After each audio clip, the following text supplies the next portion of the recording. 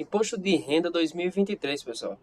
Então, vou passar aqui, vou deixar aqui na tela um quadro sobre as novidades do Imposto de Renda de 2023. Vou chamar a atenção aqui, pessoal, com relação ao PIX. Então, você que vai declarar e tem imposto a restituir, se você colocar o PIX agora em 2023, você vai ser prioridade no recebimento da sua restituição. E outro ponto bacana também é o quê? Que se você colocar o PIX, aí lembrando que é obrigatório ser apenas o seu CPF, se você colocar o PIX para receber, você já vai receber, ó, no primeiro lote de 2023, ó. Isso é uma novidade em que você entregando primeiro, você já vai receber até o dia 31 de maio de 2023 a sua restituição. Esse é um gráfico da Receita que ele projeta receber agora, no ano de 2023, quase 40 milhões de declarações, perdão. Isso acontece, pessoal, devido ao não reajuste da tabela do imposto de renda. Então, o que acontece? O salário vai aumentando das pessoas e a tabela do imposto de renda não é reajustada, o que gera uma defasagem e cada vez mais pessoas se enquadram no imposto de renda. Ou seja, aqui um claro descasamento entre a pessoa ganhar mais e o governo não ajustar a tabela. E é óbvio, o objetivo do governo é sempre arrecadar mais. Já temos uma proposta em que o atual presidente coloca essa tabela para ser reajustada em até 2 salários mínimos. Então a gente vai gravar um futuro vídeo explicando como fica essa situação. Um ponto que chamou atenção aqui nesse ano, que eles falam da declaração pré-preenchida e que muitos ano passado caíram na malha fina, né? Essa questão de você fazer a sua declaração pré-preenchida, que eu vou fazer um vídeo explicando isso, e pensar que todos os dados ali que contém ali naquela declaração já vêm corretos. Só que não é isso, pessoal. Ó, a Receita deixa claro que a responsabilidade pelas informações prestadas para a Receita é do contribuinte, ainda que a declaração venha pré-preenchida. Então é bom tomar bastante cuidado com relação a isso, tá joia? E um dos pontos que eu queria chamar a atenção, pessoal, é em relação às despesas dedutíveis, principalmente as despesas relacionadas a médicos e dentistas. Esses dois têm a obrigação de enviar uma declaração chamada DMED. Então, muitos entregam apenas um recibo, ou tem muitos também que entregam nota fiscal. Só que eles precisam obrigatoriamente enviar a DMED, e nessa DMED vai constar que esse dentista prestou o serviço para você, e aí ele vai colocar seus dados, tudo bonitinho, seu CPF, serviço prestado e tal, tudo bem bonitinho nessa declaração. Se o dentista ou o médico não informar, é certo que você vai cair na malha fina e aí você vai ter que apresentar o recibo para a Receita Federal informando que você de fato teve naquele médico, naquele dentista, aquela prestação de serviço. Então é muito.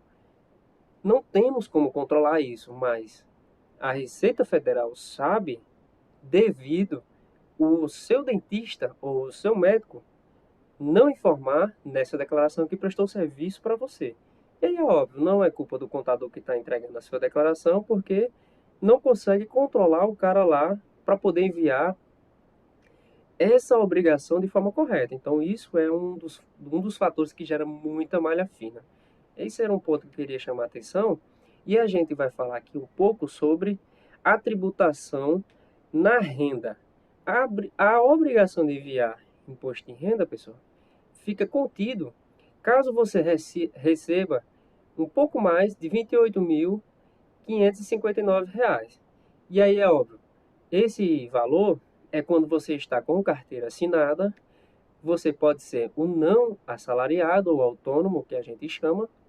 Proventos de aposentadoria também entra nessa situação de obrigação de declarar. E aí lembrando que o aposentado tem um benefício que a partir dos 65 anos ele já tem uma isenção, é bom ficar ligado nessa situação também. e os rendimentos recebidos de aluguéis. Então, muito cuidado aqui também no aluguel, pessoal, porque às vezes o cara recebe vários aluguéis e não declara imposto de renda. Só que o cara que está pagando o aluguel, ele pode chegar lá e colocar, olha, eu paguei 10 mil de aluguel nesse ano. Aí ele vai dedurar você, porque ele vai colocar seu CPF, vai colocar seu nome.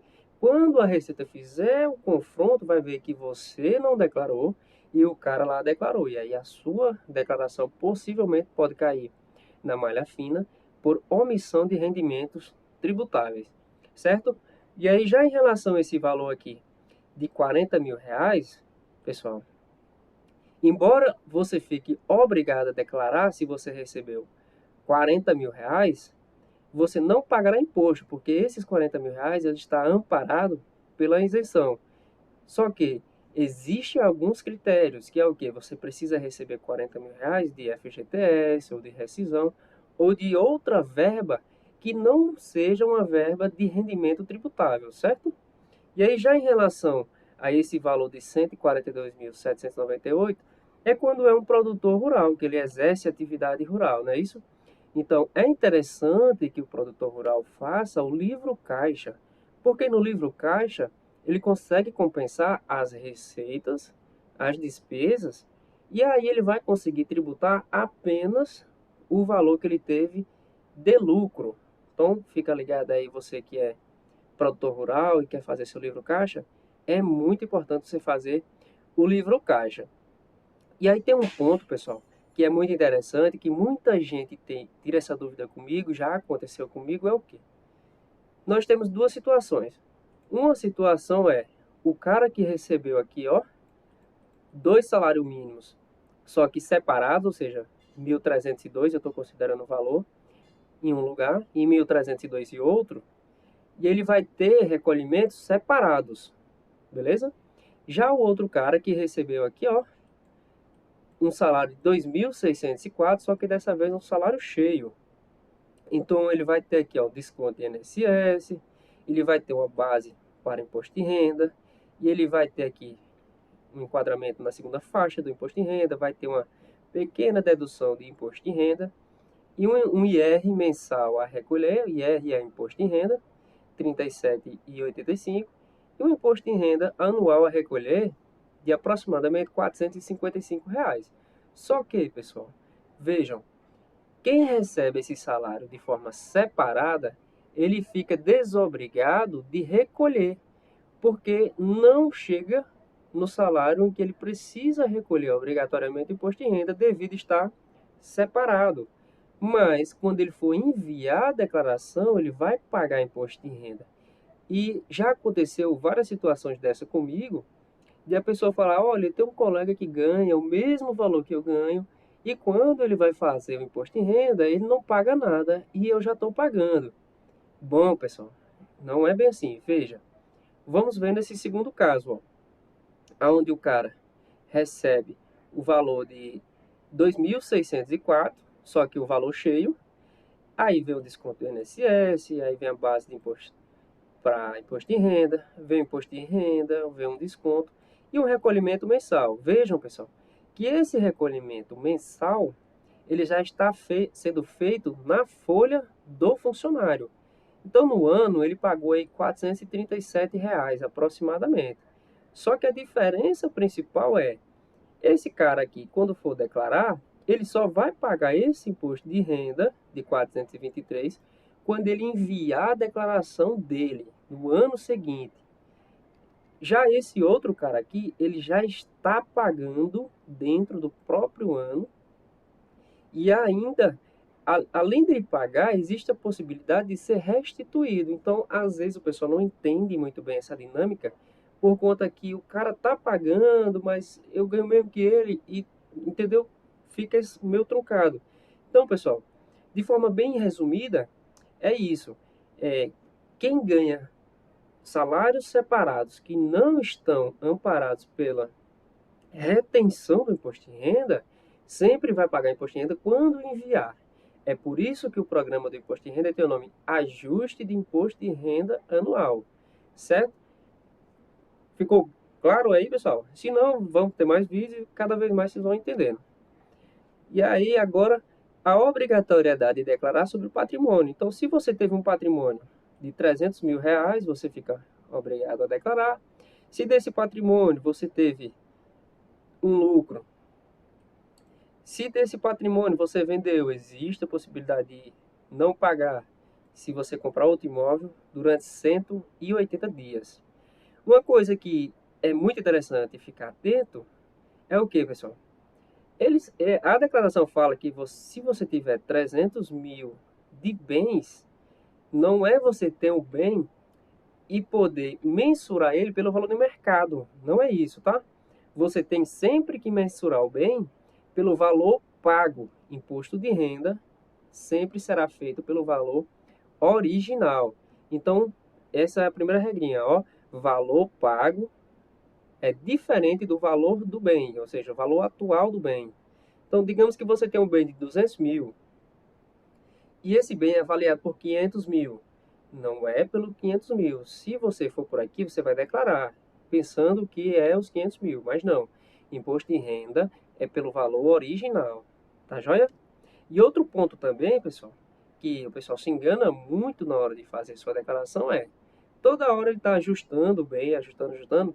Na verdade, é preciso tomar muito cuidado nisso, porque o valor original, como eu já havia falado, é o valor que você vem pagando do bem. Então, digamos que você tenha vários bens, e a soma deles, pelo valor original, não dá 300 mil.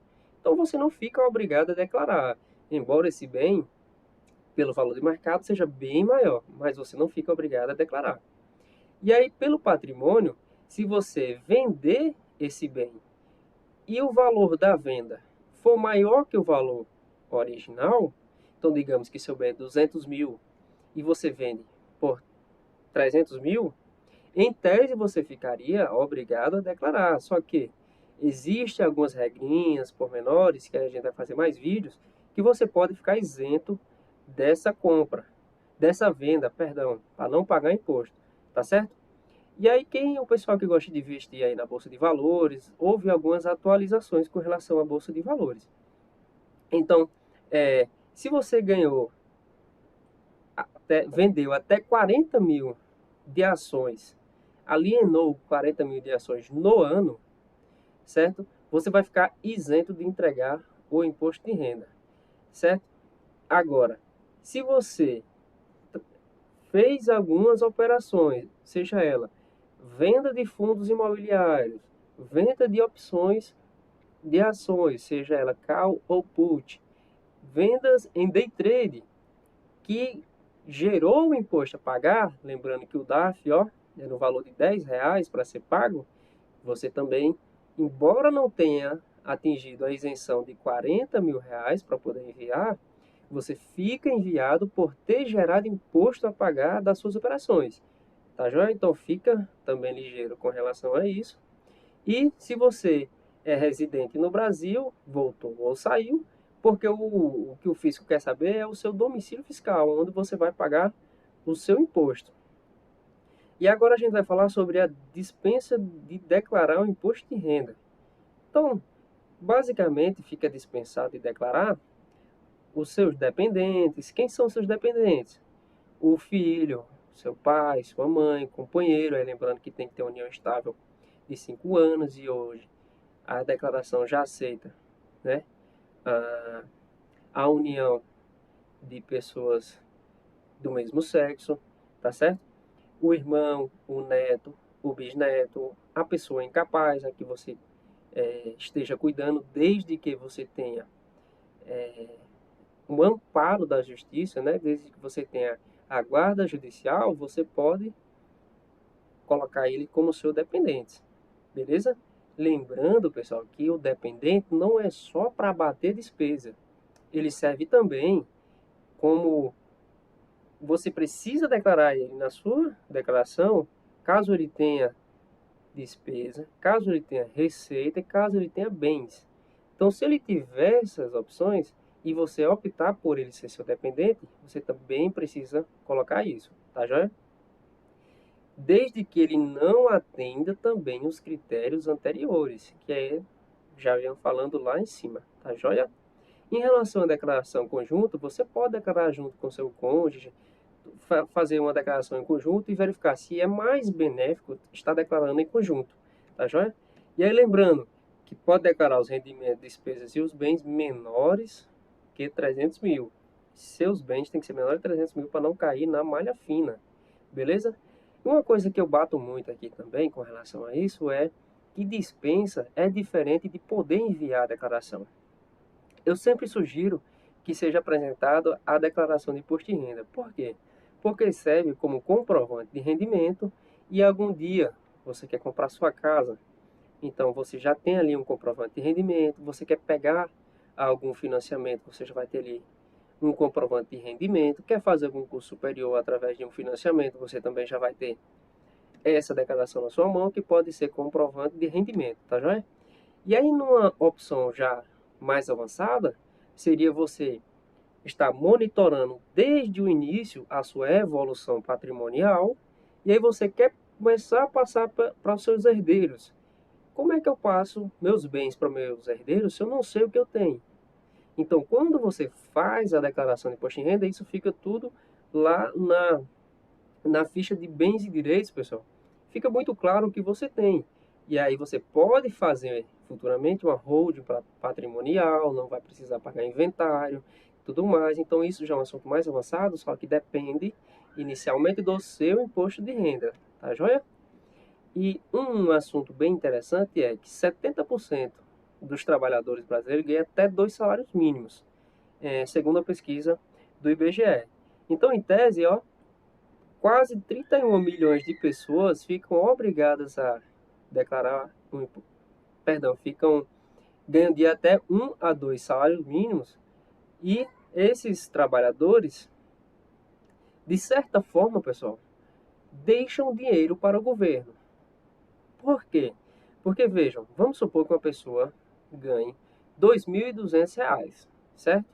Desses R$ 2.200, vai ter o desconto do INSS, vai ter aqui a base de incidência do imposto de renda, ele vai, em tese, pagar 151, só que tem uma dedução de 142, e aí vai ter um imposto de renda mensal a recolher de R$ 8,81 e um imposto de renda anual recolhido de R$ 105,78. Aí você fala, olha, mas isso é um valor bem pequeno, tá? É pequeno.